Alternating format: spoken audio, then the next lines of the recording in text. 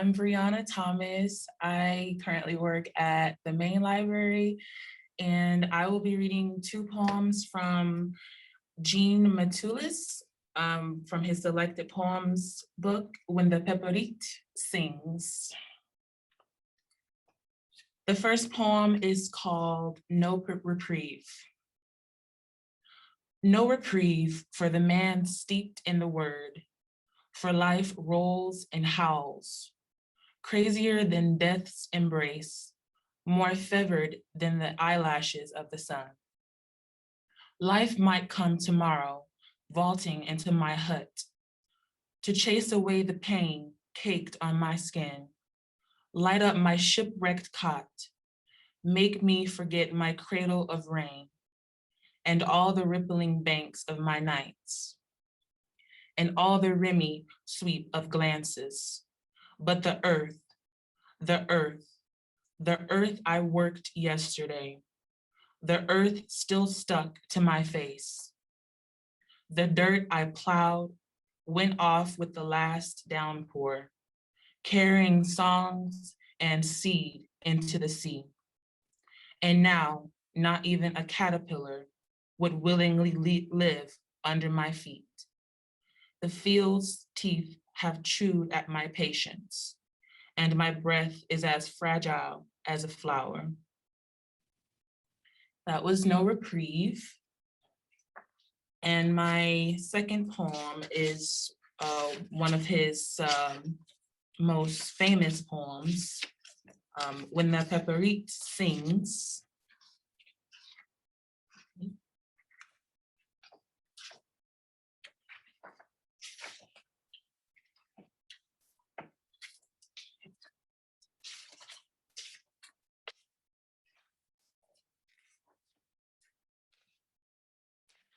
When the Pepperette Sings. When the Pepperette sings and the Haitian peasant has already crossed the day's threshold and forms in the air, one step behind the sun, the outline of a crucified man embracing life, then blessing the earth with pure winds of devotion, first greets the light-soaked azure and then drenches the forsaken hillside, no favor and no fertilizer, with prayers. Around the Pepperette's song hovers the threat of a return to tears. When the Pepperette sings, the hours dangle from the plantation's lips. And if yesterday came back, what then? And the Haitian peasant morning after morning leaps across dawn's tongue to slay the venom of his nights and crush his nightmare's thorns. And in the day's breath, all the lawas are named. When the Pepperette sings, the Haitian peasant stands and breathes in light, the scent of roots, palm trees, arrow shafts, the leafy dawn.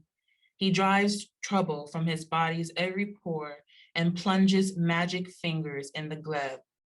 The Haitian peasant knows how to get up before dawn and bury a wish, a dream.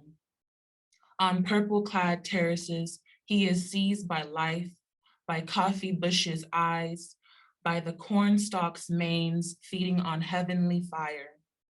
The Haitian peasant at Pepperette's song lifts a heel against night and goes to whisper his troubles to the earth in one candle's flickering light. And in his ear, trust vegetable patience sooner than the lust for green deeds, the weeds' insurrection over pulpit born palaces, for he slights memories and thinks up projects. He dismisses the past woven in scourges and smoke, and from daybreak on recites his glory upon fresh galleries of young shoots. Smack in the god's face, inexhaustible balm bewitches the underbrush, murmurs in the creeks, takes root in the soil, babbles in the barnyard, roars in the ocean, spies on men, and makes the horizon blue. And the peasant curses fate, sunken night, flavorless days, tear-washed sleep, and a life all broken threads. When the Pepperette sings, the Haitian peasant shaves in pure spring water, cools his cheeks, and waits for the sun's caress. When the pepperite sings, this prince of pre-dawn dresses in innocence takes the paths in hand and blesses existence. And the lunge of his efforts exalts gardens crammed with seeds, with ears of grain, with human sweat. In the cooing of dawn, his lunatic wife, loud with disease, importune grace, up before day in the shards of a dream, hair loose, anxious nostrils groping at crumbs of life, eyes hungry for signs, ears alert, fearless, gouging the range of silence, exploring the hours, undertow and sensitive, in truth to every volley of the waves. The mother, the mother got up and went around the house, drunk, deprived of her smile and her sex, no leisure, no longing. She attacked the vapors of fear, bolts of solitude, pains that flourished at dawn. She mumbled, ironing, untangling a bad dream. And faith disguised with the tones of hell rose up in smoke columns, rubbed smooth, lost in her temple's estuary, puffed up by thirst. This was the beginning of her blasphemy. For a chipped word is a universe out of joint, a faded promise, an offended breast, a vanished pleasure, a soured yeast.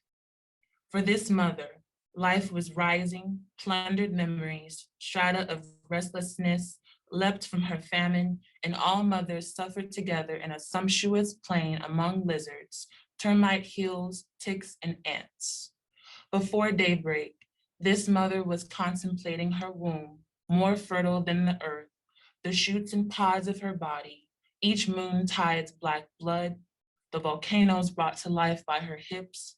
This mother arrested life and upbraided it, counting the destruction of her joys.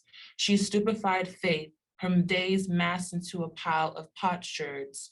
Her efforts annoyed fate, hell yapped in her fireplace, and who can accomplish hell's designs if not the demon himself? The devil raged, hell's heiress sang. She soaked her pepper-laden mind in funeral fanfares. The demon made her pure, and she turned demonic for the sleep and bread of her sons, and the breadfruit tree addressed her, saying, the bark of my vigor has grown thick.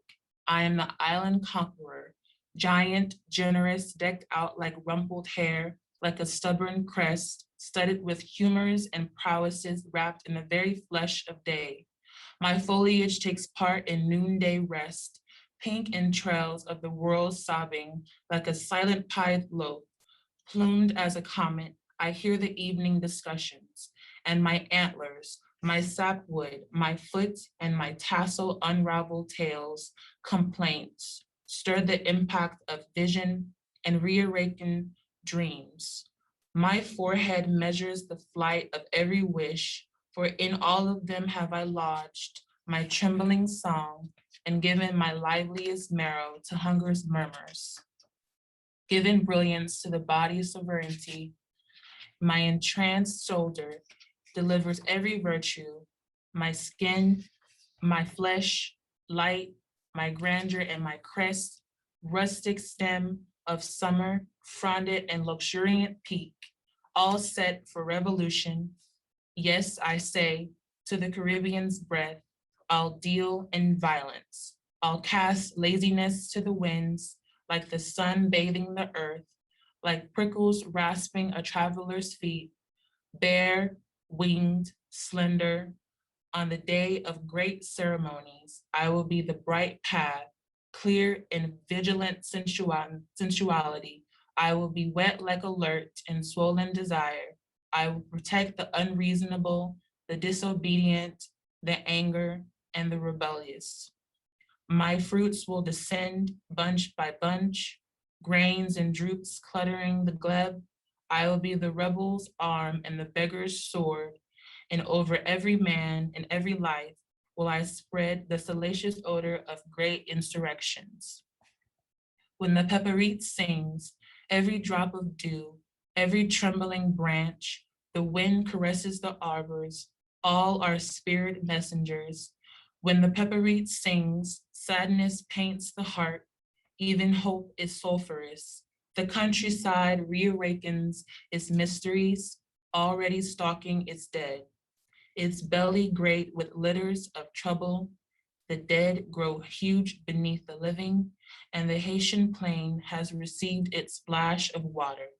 Spring water, brought in by canal, heaven's water, like a roof of dew, water from the eyes of a child without bread, blood of a mother seized by madness. And that was an excerpt from When the Pepperite Sings by Jean Matulis.